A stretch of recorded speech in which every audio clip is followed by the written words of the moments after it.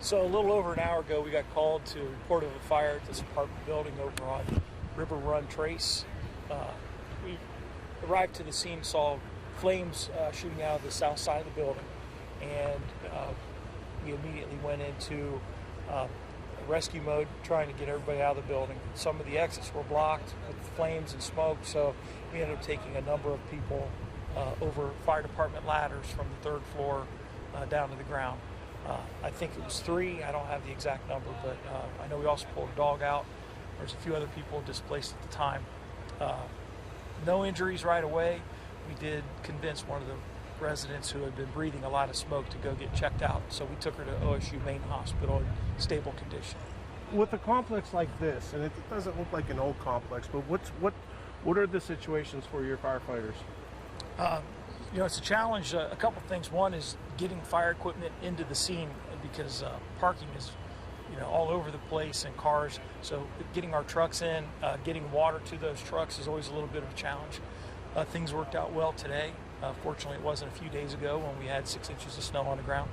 The cold is always a little bit of a challenge in keeping things from freezing up. So the pump operators are making sure water's moving so it doesn't freeze. Taking care of people as we're pulling them out without winter coats, or in some cases one person had no socks or shoes on even.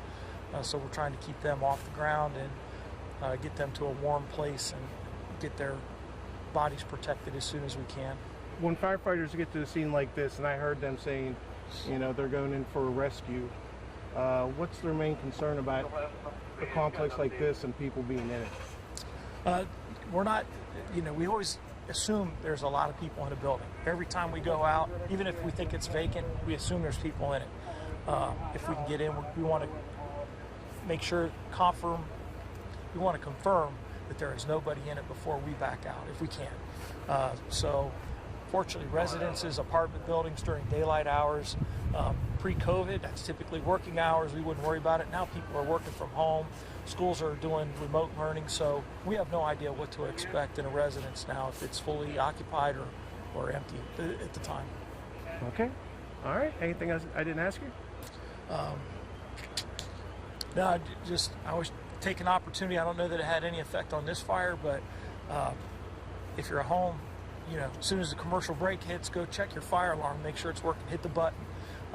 Smoke alarms, fire alarm, that's the best way that you're going to get an early warning to be able to get out of a house or a building that there might be a fire in. And not only that, but it's one of those things where this is where you got to keep your hydrants cool.